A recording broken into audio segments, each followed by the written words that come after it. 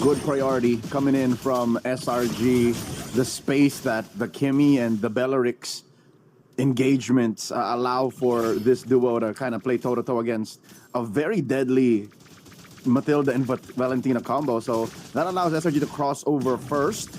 Cram coming in to help equalize to get that little wanderer, and that allows SRG to go up maybe about 100, 200 gold. All right, a little bit of early poking happening here in the mid lane. Of course, this is kind of what we expected.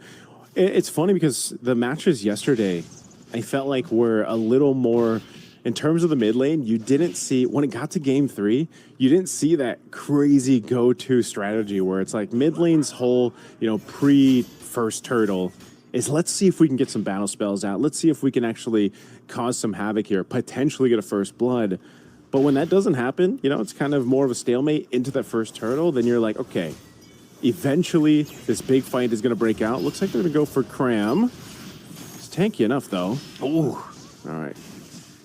Given that was just a 3-man gank, Onic tried, and you can see how early on, even without items, Keyboy's Wisps hurt. But again, Cram, no worries there. Did not need to pop the Purify. Maybe just needed to regen, so that's a free resource. Turtle spawns in the upper quarter. Good start for the bottom lane as well. Sans here in trouble. Forced to flicker back. Stormy wants to finish the job. Finds it. SRG draws first blood. Up top, though, they force a Purify from Cram. And they will trade off for SRG's team captain's down. Here comes SRG. Coming for the clapback. Down goes Kyrie. Uni takes him down. Onic out of jungler. Circling Eagle. Knocking up one, but Stormy gets away. Able to purify through, and Uni finds K-Boy. Lutpi gonna dash on back. SRG, massive win across 2 lanes. Oh, man, that was really good from SRG, and this should result in them getting this turtle, because I don't think Kyrie's going to be there in time as he's just going to grab his buff. And Yume's setting up, so Uni able to secure the objective. And some kills, too. Again, 2 kills in the hands of Uni on a Hirara. Now, usually when the Hirara is picked up, we've seen it go to a point where, it might struggle a little bit in the early game, but if you get some early kills and you're moving the way Uni's moving, this is why people have been so impressed by Uni. Again, Sakai's amazing jungler, but Uni, when he stepped in, even back in Paris, people are like, how would this pan out?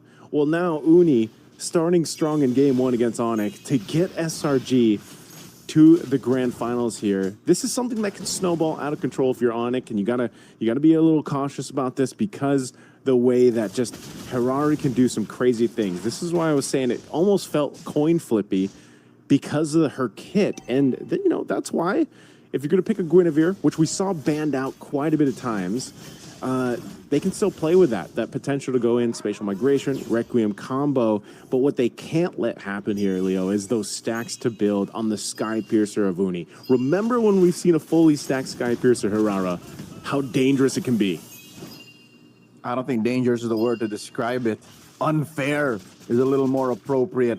Selangor Giants now crossing over to the lower quarter of the map. They know that they have the initiative here. They have tempo on their side. They're forcing Kelra back.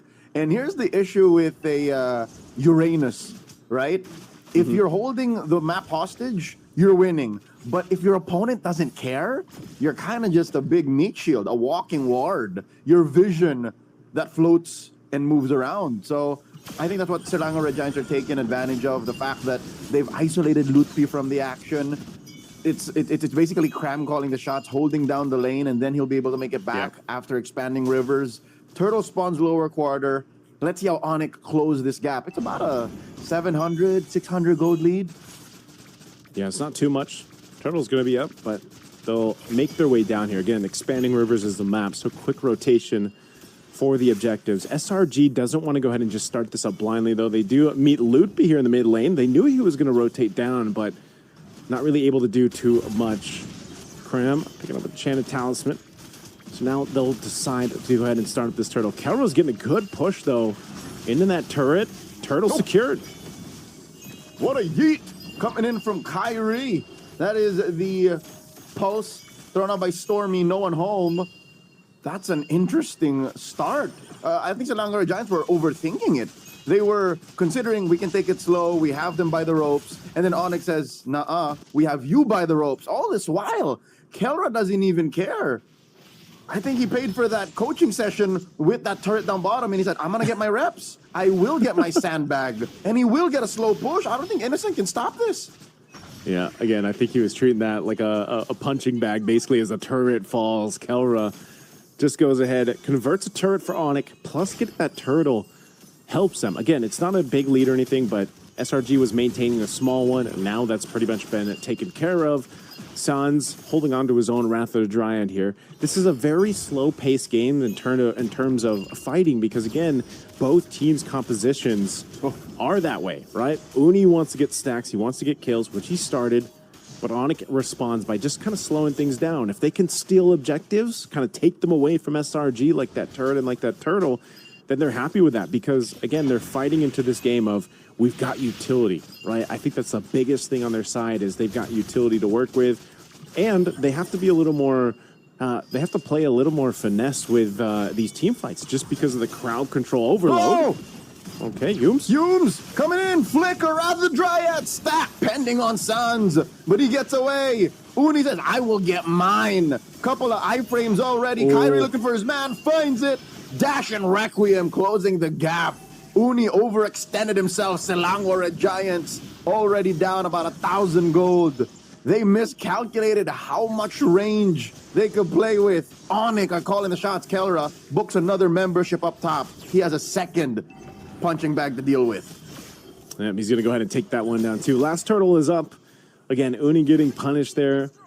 Loses a little bit of those stacks, of course, that he built up here with the Sky Piercer. And now Kelra continues to push. Someone's going to have to go deal with him. If he continues to do this, he might rotate down with the expanding rivers just so they can secure this third turtle. It's being held here. It's going to go for a reset. Kelra makes his way. Sounds will clear out the wave. He doesn't have an ultimate stolen yet. Lutpi doesn't even care, man. This is best case scenario. Onic have forced SRG to respond, but the Giants will take the turtle, and Lutpi continues. No. Onic did not get to take advantage of Lutpi's spacing. Oh, he does pop the consecration there, holding on to Purify. What is Onic playing here? What's the long-term benefit of playing footsies like that and not getting anything in return? SRG have effectively closed the gap. They stopped the bleeding. Joseph, there's just barely 2,000 between them. That could have definitely gotten worse, but SRG put a bandage. In comes Kelra. Punches Innocent in the face. Finds Keyboy, and it's enough to stop him. That traction pulse stops the rest of them. Now Uni finds Kyrie coming in with one dash, an iframe. A little bit more left in the tank. Uni wants stacks. Finds Keyboy. Takes a bit of damage from Kelra. Punch to the face. Spell Vamp will keep him top. Just like that, a domino effect. SRG now close the gap once again. Barely 500 between them.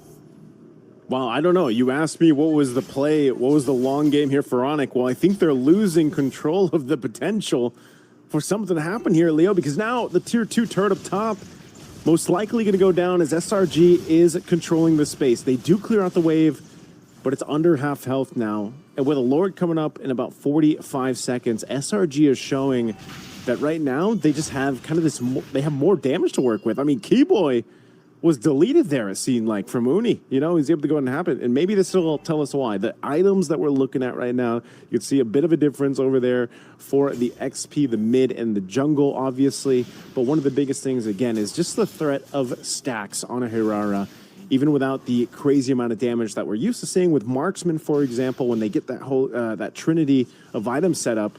It's just the amount of burst and ability they can work with here.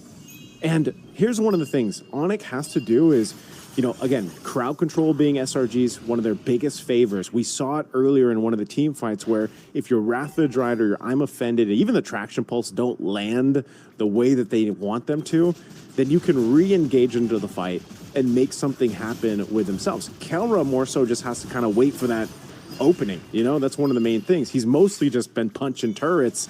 Well, pretty soon he's going to have to start punching SRG here. This Lord is up.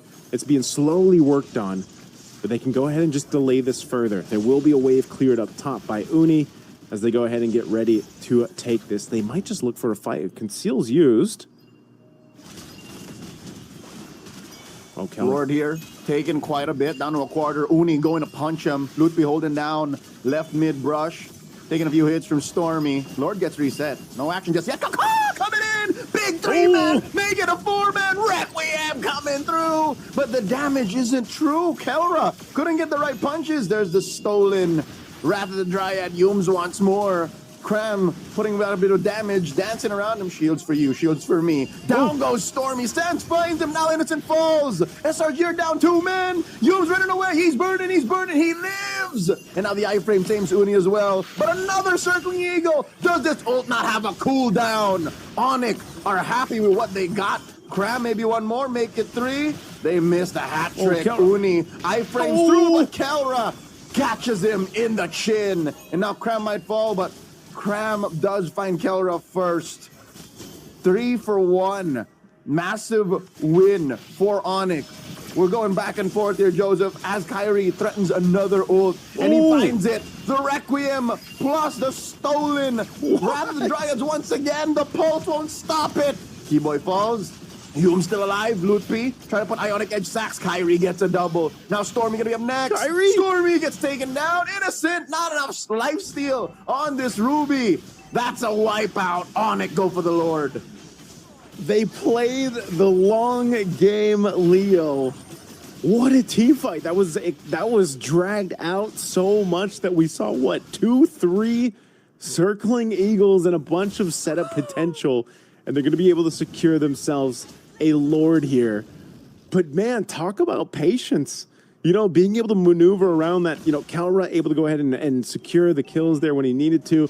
But then it was just Lutpi being that frontline bulwark and then playing around Keyboy's guiding wind and circling eagle, allowing Kyrie the opportunity to find the right moments of, okay, I can jump in here with that spatial migration, violent requiem when it's up, and make it happen. I mean, these are such long and extended team fights.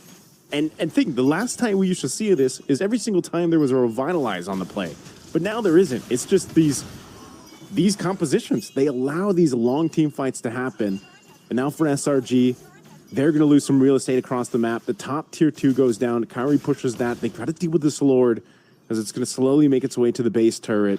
Meanwhile, mid turret should go down next. But I'll tell you now, knocking on the base. It's cooldown and spell vamp. That's what's causing all of this, and they're forcing purifies. As soon as Onic finds that, they go for the kill. Threatening that push on the bottom lane inhibitor. Mid falls, Lutpi taken down by Uni. Stacks traded here and there. Gets one up. Some key item pickups for Selangor Red Giants. Onic are happy with what they did. No more outer turrets for Malaysia's champions. Okay.